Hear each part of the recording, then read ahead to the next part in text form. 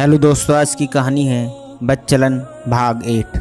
यूसुफ को लेकर पुलिस दिल्ली पहुंच गई। यूसुफ की निशानदेही पर पुलिस ने बुंदू खां को गिरफ्तार कर लिया और दोनों को लेकर मेरठ वापस आ गई। थाने पर लाकर पुलिस ने दोनों को आमने सामने बिठाकर पूछताछ की तो कहानी इस तरह निकल कर आई। बुंदू खां ने यूसुफ को फ़ोन लगाकर कहा कि मेरे लोंडे के निकाह के लिए कोई लोंडिया देख ली। तू तो रुपयों के लिए यह काम करता ही है। जुम्मे के लिए भी तू ही लोंडिया लेकर आया था। जो भी खर्च होगा और तेरी मजदूरी मैं तुझे दे दूंगा। यूसुफ ने बुंदू से हाँ कर दी और कई लड़कियों पर डोरे डालने लगा। कई जगह जाल बिछाया तो प्रभा उस जाल में फंस गई। यूसुफ ने प्रभा पर डोरे डालने शुरू कर दिए। घर से निकलते ही रास्ते में और स्कूल में वह प्रभा पर निगाह रखता और जब भी समय मिलता अपने प्यार का प्रदर्शन कर देता। शुरू में तो प्रभा को कुछ अजीब सा लगा, मगर धीरे धीरे वह यूसुफ के प्रेम जाल में फंसने लगी और यूसुफ इसी का लाभ उठाकर उसे बुंदू खां के घर ले पहुंचा। प्रभा को दूध में नशीली दवा पिलाकर बेहोश कर दिया और बुंदू खां से 20,000 रुपये लेकर मेरठ वापस आ गया तो बुंदू खां ने उसे बेहोशी हालत में अशरफी को 50,000 रुपये में बेच दिया। पुलिस ने रात में उनकी अच्छी खातिरदारी की और सुबह चालान काटकर न्यायालय में उपस्थित कर दिया, जहां से न्यायाधीश ने उन्हें कारावास में भेज दिया। पुलिस के द्वारा सेठ अमीचंद को भी ज्ञात हो गया कि यूसुफ प्रभा को बेहोश करके नहीं भगा कर ले गया था।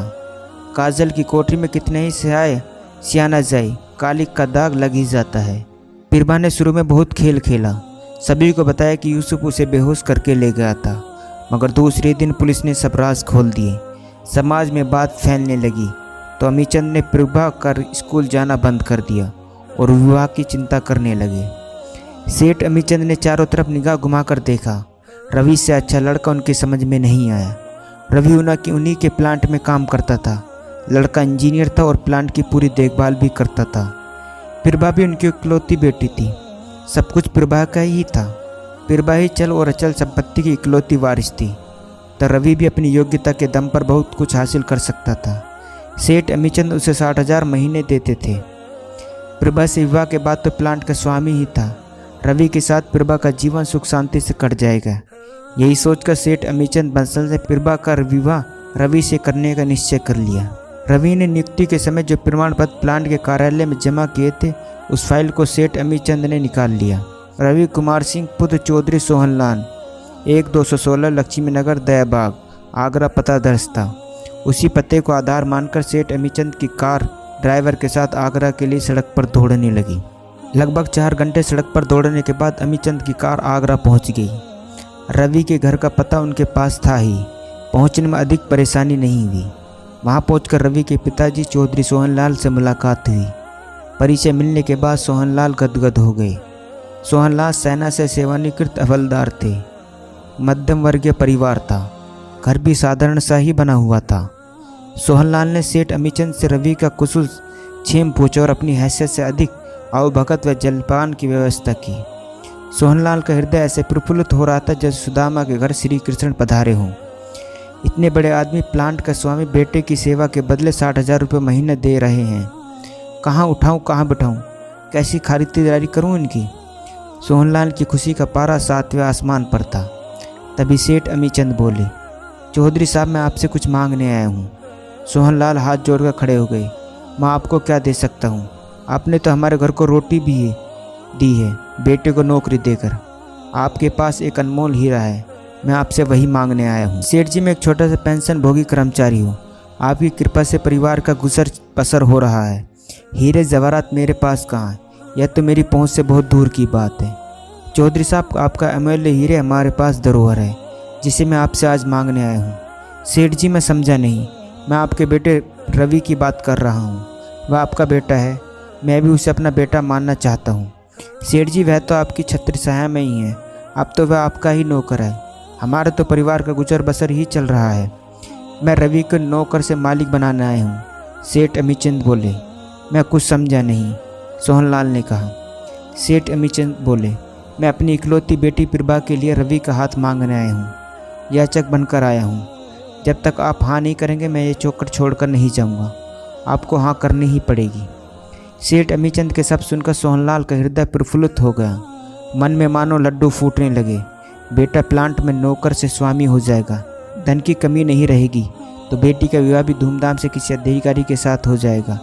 हम सब भी आगरे से मेरठ पहुंच जाएंगे, प्लांट के स्वामी बनकर। मेरठ पहुंचकर सेठ बन जाएंगे हम सभी। न कहने का तो प्रश्न ही नहीं था, फिर भी विनम्रता से बोले, आपको नाम मैं किस मुंह से कह सकता हूँ, मगर कहाँ राजा भोज, कहाँ गंगू तेली। हमारी हैसियत इतनी कहाँ जो मैं आपको हाँ या ना कह सकूँ। हाँ करने लायक भी नहीं हूँ और ना कह भी नहीं सकता। यह सब आपके संस्कारों का बड़प्पन है। मैं आपकी तरफ से हाँ ही समझ रहा हूँ। इतना कहते ही सेठ अमीचंद ने सोहनलाल को गले से लगा लिया। सोहनलाल की आंखों में खुशी के आंसू आ गए। पिरबा की यादें मेरे दिल को कचोट रही थी। घर से निकला तो जंगल की तरफ चल दिया। रह रहकर आंखों के सामने पिरबा का चेहरा ही घूम रहा था। मन कहीं लग ही नहीं रहा था, मगर पिरबा मेरी पहुंच से बहुत दूर थी।